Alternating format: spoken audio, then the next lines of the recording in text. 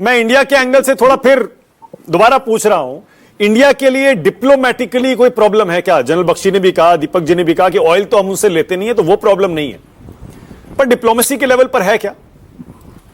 मानक जी शुक्रिया।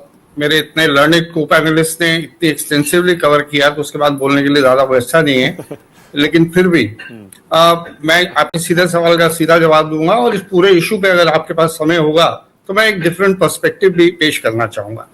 जहां तक इंडिया का सवाल जो बार बार आप पूछ रहे हैं, ये सिचुएशन हमारे लिए पहली बार नहीं बनी है।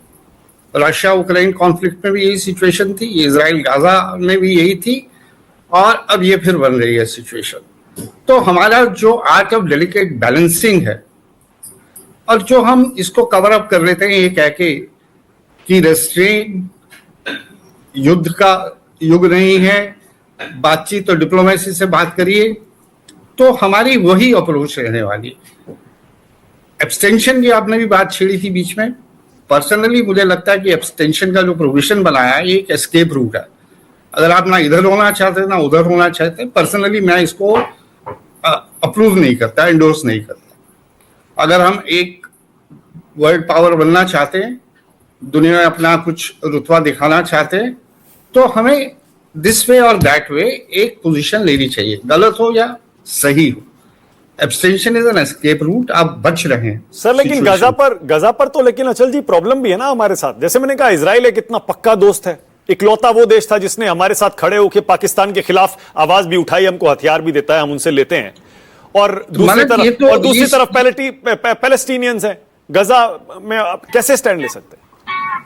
मतलब ये सिचुएशन तो दोनों बार है ना। रशिया भी हमारा दोस्त, यूक्रेन से हमारी कौन सी दुश्मनी, या अमेरिका से भी तो हमारी दुश्मनी नहीं थी। अमेरिका भी हमारा न सिर्फ दोस्त, कंप्रिहेंसिव ग्लोबल स्ट्रेटेजिक पार्टनर, और दूसरी तरफ रशिया। वहां हमने अपनी बैलेंसिंग दिखाई, स्ट्रेटेजिक ऑटोनॉमी दिखाई।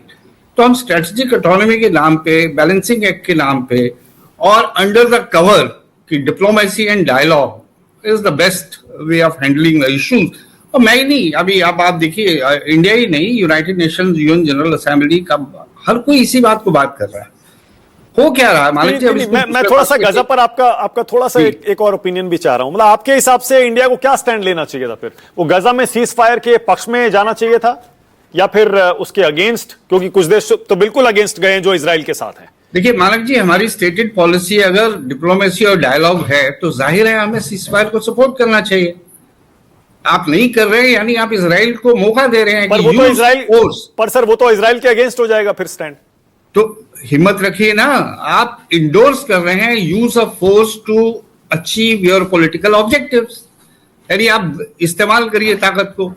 अब आप देखिए पूरी जो विवरण है ईरान न्यूक्लियर इशू की, अगर हम बात करते हैं तो ये आज का इशू नहीं है। मुझे इंटरनेशनल एटॉमिक एनर्जी एजेंसी में काम करने का सौभाग्य प्राप्त हुआ था, और ये तब से इशू कई साल से डिस्कस हो रहा है। मैं आपको बता रहा हूँ, हर 3 महीने में ईरान न्यूक्लियर इशू के ऊपर डिबेट होती थी, IAEA की रिपोर्ट आती थी।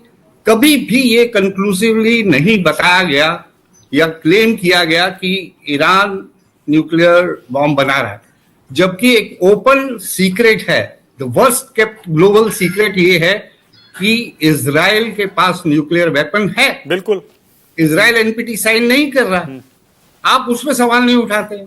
असल में आप ईरान में रिजीम चेंज करना चाहते हैं, सदाम हुसैन के पास केमिकल वेपन्स छोड़ देते हैं, रिजीम चेंज हो जाती है, केमिकल वेपन्स नहीं मिलते हैं। यहाँ भी आप रिजीम चेंज कर देंगे, आपको वेपन बनाने की फैसिलिटी जरूर मिल जाएंगी, लेकिन वेपन्स नहीं मिलेंगे। और फिर जब आपने ईरान के साथ 2015 में कंप्रिहेंसिव जो JCPO कर लिया था, joint comprehensive plan of action, तो आप उससे हट क्यों गए? ईरान तो रुक गया था। ईरान ने कहा ओके मैं रोक लेता हूं अपना प्रोग्राम, आप सैंक्शन हटा लीजिए। वहां तो फिर आप पलट गए, फिर वापस जब आपकी सेकेंड टर्म आई, अब फिर वही प्रपोजल लेके आ गए, अब और उसको और भी मुश्किल बना दिया ईरान के लिए। ये सब प्रिजम्पशन पे हो रहा है। वो भी तो कह रहा है ना, मैं प्रिवेंटिव ले रहा हूं, ये मेरा प्रिवेंटिव है, जब मैं इसको रोक रहा हूं कि कल को ये सब प्रिजम्पशन पे है कि ईरान बम बना लेगा, और ईरान जब बम बना लेगा वो इजराइल पे ठोक ही देगा। तो ये मान के चला जा रहा है। हकीकत यह है कि ईरान को खत्म करना है, जैसे रशिया को कमजोर करना था, और जैसे सदाम हुसैन को हटाना था। तो ये कहानी एक बिल्कुल अलग है। इस समय पूरी दुनिया में ईरान को विलन बना के प्रोजेक्ट किया जा रहा है। अब क्यों नहीं सवाल पूछते इजराइल से कि क्यों नहीं वो टू स्टेट थ्योरी पे काम करता, क्यों नहीं वो पैलेस्टीनियंस को भी तो राइट है अपना होमलैंड का। ये कहता है ना, I have a right to exist, Jews have a right to exist, yes they have a right to exist. तो पैलेस्टीनियंस को राइट नहीं है राइट टू होमलैंड, उससे कोई सवाल नहीं पूछता। तो भाई साहब इस दोगलेपन से बाहर आइए। आज जो बात कर रहे हैं वो ग्राउंड रियलिटी कर रहे हैं कि दम है, ताकत है। ईरान के सारे जितने भी प्रॉक्सीज थे कमजोर पड़ गए हैं, तो ये बहुत अच्छा वक्त है, ठोक दो इसको, रोक लो उसके प्रोग्राम को, किसी भी स्टेज पे हो चाहे। और इसमें रिजीम चेंज लाओ। आपने स्टेटमेंट खुद ही सुनाई, क्या बोल रहा है वो? नेतन्याहू बोल रहा है ना, प्रोवोक कर रहा है ईरानियंस को कि उठो इसके खिलाफ, हम तुम्हारे साथ हैं, हम आएंगे, रिजीम बदलेंगे, सिस्टम बदल देंगे वहां।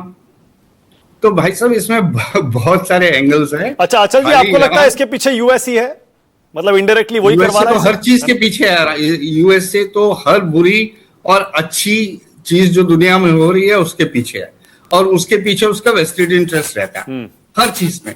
देखिए ये जो नया वो पीस प्रपोजल लाया है 60 दिन, उससे पता है, उसने बोला 60 दिन में इसे साइन करो डॉटेड लाइंस पे, नहीं तो अंजाम के लिए तैयार हो जाओ। और वो खुल के कह रहा है, देखिए आपने 60 दिन कुछ नहीं किया, आज 61st डे आ गया, ठोक दिया इजराइल। अच्छा अचल जी, आपने ये दोगलेपन शब्द का इस्तेमाल किया, तो ये दोगलेपन शब्द का इस्तेमाल आप डोनाल्ड ट्रंप के लिए, अमेरिका के लिए भी करेंगे ना? क्योंकि पाकिस्तान के संदर्भ में कुछ नहीं बोलता है, पाकिस्तान आतंकी देश है। वैसे तो जब मानते थे उस समय, पहले मानते थे फिर नहीं मानने लगे, फिर मानते हैं फिर नहीं मानते हैं। डेफिनेटली सबसे बड़ा दोगला है अमेरिकन से डील किया हुआ हमने। इंटरनेशनल एटॉमिक एनर्जी जो मल्टीलेटरल ऑर्गेनाइजेशन है, मैं बता रहा हूँ मानक जी, मैं बिल्कुल अपनी रिस्पॉन्सिबिलिटी पे बोल रहा हूँ कि जब इनका काम हमसे होता था, हाँ, ये सब प्रोटोकॉल छोड़ के इनका एम्बेसडर हमारे जूनियर ऑफिसर से बात करने के लिए तैयार हो जाता था, और जब इनका मतलब निकल जाता था तो ये जस्ट ऐसे निकल जाते थे आंख में आंख डाल के, जैसे हम जानते ही नहीं है, पहचानते ही नहीं है हमें। आप अमेरिकन की बात कर रहे हैं ना? मैं अमेरिकन की बात कर जी रहा हूं। हाँ जी, आप ही ने अमेरिकन के उसके दोगलेपन की बात करी। American ambassador was ready to talk to attache और फर्स्ट सेक्रेटरी और सेकंड सेक्रेटरी, जूनियर ऑफिसर्स, जब उनका मतलब यानी वो कोई रेजोल्यूशन लेके आने वाले होंगे, हमारी सपोर्ट चाहिए, आगे पीछे। और जब उसके बाद अचल जी बहुत बढ़िया, अचल जी सेशन खत्म हो गया, आप कॉरिडोर्स में घूम रहे हैं, वो आपकी आंखों में देखता हुआ यूं निकल जाएगा जैसे आपको पहचानता ही नहीं है। Typical American attitude. Sir thank you. ये मैं आपको टिटबिट्स बता रहा हूँ, जो हकीकत के टिटबिट्स। बिल्कुल सही है सर, मेरे पास टाइम खत्म हो गया है, मेरे पास टाइम भी खत्म हो गया। अचल जी थैंक यू सो मच, ये आपने एकदम अलग ही पर्सपेक्टिव दिया, और जाहिर है इस पैनल में आपने एक ये भी दिखाया कि भाई ईरान तो ठीक है, लेकिन इजराइल को कोई कुछ क्यों नहीं कहता। Thank you so much. राष्ट्र की बात में इस चर्चा में शामिल होने के लिए आप सबका बहुत बहुत धन्यवाद। छोटा सा ब्रेक ले रहा हूं, लेकिन आप भी कमेंट में जरूर बताइएगा इजराइल और ईरान की इस जंग में कौन जीतेगा और इंडिया को किसका साथ देना चाहिए। छोटा सा ब्रेक ले रहा हूं।